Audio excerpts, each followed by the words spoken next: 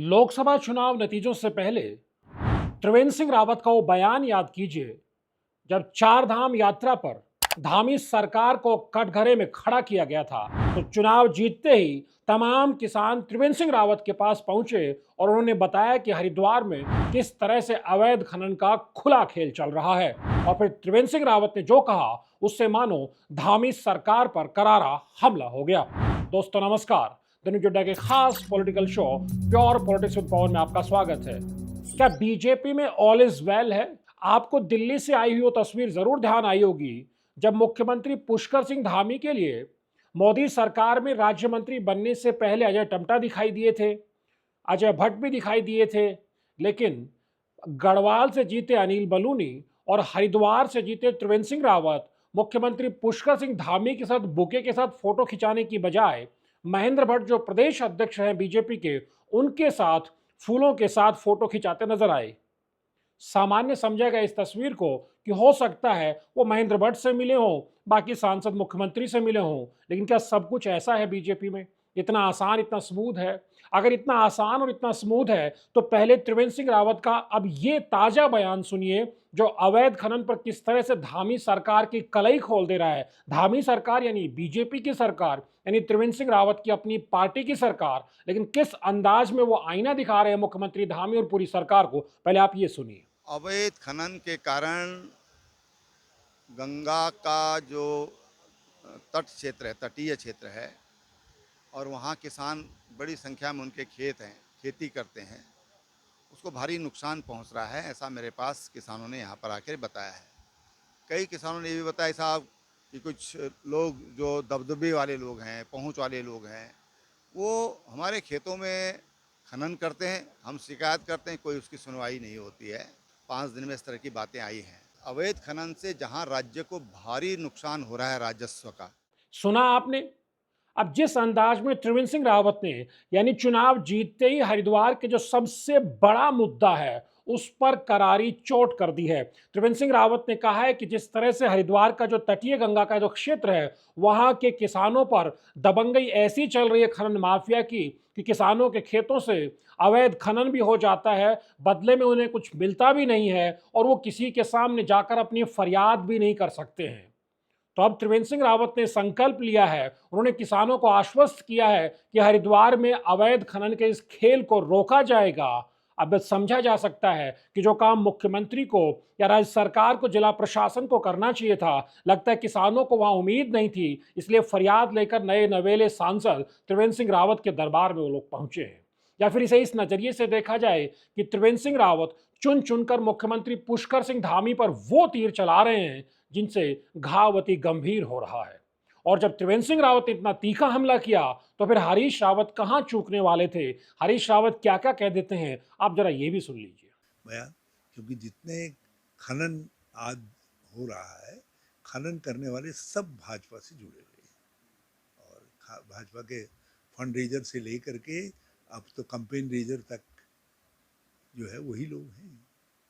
सुना आपने हरीश रावत किस अंदाज में हमला कर रहे हैं? वो बताते हैं कि बीजेपी का इलेक्शन के अंदर किस तरह से अवैध खनन माफिया की मदद ली गई है और कैंपेनर से लेकर के और न जाने फंड रेज को लेकर वो क्या क्या बातें कह रहे हैं। हरीश रावत विपक्ष के नेता हैं, वो कांग्रेस के नेता हैं, जाहिर सी बात है उनके हमले को, सरकार पर हुए हमले को पचाया जा सकता है, लेकिन मुख्यमंत्री पुष्कर सिंह धामी जो हरिद्वार से बीजेपी के सांसद ताजा ताजा भी बनकर दिल्ली पहुंचे हैं, उनके तीखे हमलों का किस तरह से तोड़ निकालेंगे? यह बड़ी चुनौती है क्योंकि राजनीतिक जानकार पहले भी ये कह रहे थे कि हरिद्वार से अगर त्रिवेंद्र सिंह रावत को टिकट मिलेगा तो यह मुख्यमंत्री पुष्कर सिंह धामी के लिए किसी झटके से कम नहीं होगा। और अब उसके रुझान भी आने शुरू हो गए हैं। जुम्मा जुम्मा 4 दिन त्रिवेंद्र सिंह रावत को चुनाव जीते हुए हैं, लेकिन जिस तरह से मानो वो पुष्कर सिंह धामी सरकार की खाट खड़ी करने पर आ गए हैं, क्योंकि हरिद्वार की सबसे दुखती रग, चाहे सरकार कोई भी हो, अवैध खनन सबसे बड़ी दुखती रग है और उसी पर सबसे पहले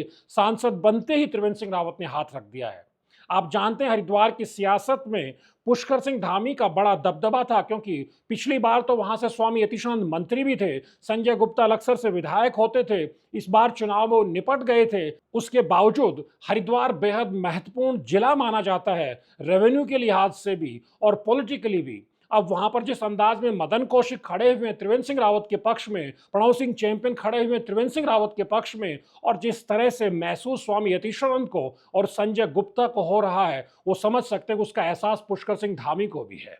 क्योंकि सारी रिपोर्ट उन तक पहुंच रही है। और जिस अंदाज में हरिद्वार में अवैध खनन का खेल चल रहा था, उस पर जिस अंदाज में त्रिवेंद्र सिंह रावत ने चोट कर दी है, और त्रिवेंद्र सिंह रावत यहां तक कहते हैं कि वो जैसे ही हरिद्वार पहुंचेंगे वो किसानों के पास जाएंगे, खुद मौका मुआयना करेंगे, और वो पॉइंट्स भी, वो जगह भी देखना चाहेंगे जहां किसानों का यह आरोप है कि वहां अवैध खनन हो रहा है उनके खेतों से, और उनको वहां से मार भगाया जाता है, क्योंकि जो बहुत दबंग लोग हैं, बहुत पैठ वाले, पहुंच वाले लोग हैं। आप इशारा समझ सकते हैं त्रिवेंद्र सिंह रावत किन की तरफ इशारा कर रहे हैं। त्रिवेंद्र सिंह रावत ने समझिए कि हरिद्वार से चुनाव जीतते ही जंग का ऐलान कर दिया है कि हरिद्वार जिले में अब तक जो चल रहा था वो नहीं चलने वाला है। भले सरकार बीजेपी की हो, भले सरकार पुष्कर सिंह धामी की हो, लेकिन अब हरिद्वार में त्रिवेंद्र सिंह रावत ऐसे सांसद नहीं है कि वो आंख और मुंह और कान बंद करके बैठे रहेंगे और कोई भी खेल वहां खेला जा सकता है। अब वहां त्रिवेंद्र सिंह रावत कड़ी नजर भी रखने वाले हैं, और जिस तरह के उनके बयान आए हैं देवस्थानम बोर्ड का जिक्र करके, चारधाम यात्रा में बद इंतजामी का जिक्र करके, त्रिवेंद्र सिंह रावत ने धामी सरकार को कटघरे में खड़ा ही किया था। और अब जिस अंदाज में खनन के मोर्चे पर मोर्चा खोल दिया है, इसने मुख्यमंत्री पुष्कर सिंह धामी से लेकर पूरी सरकार को बेचैन कर दिया है। यानी आने वाले दिनों में हरिद्वार में बेहद इंटरेस्टिंग देखने को मिलेगा, जब सांसद बीजेपी के जो होंगे त्रिवेंद्र सिंह रावत वो वहां का अलग पक्ष रखेंगे, और अब तक जिस तरह से सरकार के स्तर पर मिट्टी डालने का अभियान चल रहा था, वो सारे गड़े मुर्दे अवैध खनन के अब खुलने वाले हैं। अवैध खनन के खेल में हमने देखा था पिछले दिनों किस तरह से पैट्रिक को निपटाया गया था, और उससे पहले पैट्रिक ने किस तरह के इल्जाम लगाए थे कि उनको किस तरह बंधक बनाया गया, उनसे वसूली करने की कोशिश हुई, फिरौती मांगी गई, और किस तरह उसका पटाक्षेप हुआ है। क्योंकि आप जानते हैं उत्तराखंड में खनन की जो काजल की कोठरी है वो सबसे काली कोठरी है, और शायद ही कोई मुख्यमंत्री रहा हो जिसका दामन अवैध खनन की इस काली कोठरी में उजला रहा हो। और अब त्रिवेंद्र सिंह रावत का हमला निश्चित तौर पर धामी के लिए ये तीखा हमला है, क्योंकि राज्य सरकार अपने स्तर पर ये दावा करती है कि कहीं भी प्रदेश में अवैध खनन नहीं हो रहा है, लेकिन बीजेपी के नए नवेले सांसद ही जब ये बताते हैं कि किसानों का दर्द उन तक पहुंचा है और हरिद्वार में धड़ल्ले से अवैध खनन होकर के राज्य सरकार को भी करोड़ों के राजस्व का चूना लग रहा है।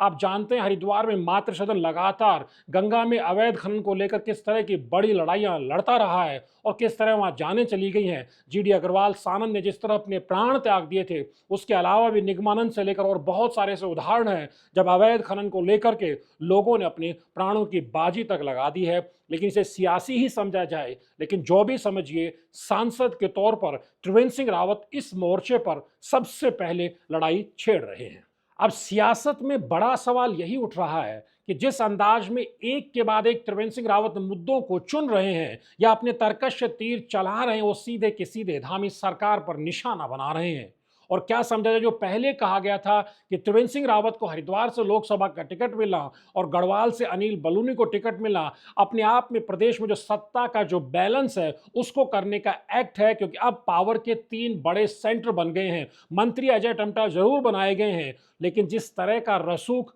अनिल बलूनी दिल्ली दरबार में रखते हैं, और जिस अंदाज में त्रिवेंद्र सिंह रावत आक्रामक होकर अपनी ही पार्टी की सरकार को कटघरे में खड़ा करने से नहीं चूकते हैं, या मुख्यमंत्री को ही आईना दिखाने से पीछे नहीं हटते हैं, उसके बाद समझा जा सकता है कि आने वाले दिनों में और भी दिलचस्प होने वाली है ये बीजेपी के भीतर की जो लड़ाई है, जो खुल करके सामने अब आती हुई दिखाई दे रही है। कांग्रेस मौका चूक नहीं रही है। यही वजह है कि हरीश रावत ने भी सीधा त्रिवेंद्र सिंह रावत के हमले के बाद कहा कि इतना बड़ा बयान सत्ताधारी दल के सांसद ने दिया है, उसके बाद वो ये कहने से नहीं चूके कि बीजेपी का तो पूरा जो कैंपेन है, स्टार कैंपेनर से लेकर फंड रेज से लेकर सब कुछ खनन के रास्ते से हो रहा है। यानी राजनीति उत्तराखंड की, खासतौर पर बीजेपी की सत्ताधारी दल की बेहद दिलचस्प मोड़ पर आ गई है। द न्यूज़ अड्डा के वीडियोज़ को लाइक कीजिए, शेयर कीजिए और चैनल को सब्सक्राइब करना मत भूलिए। नमस्कार।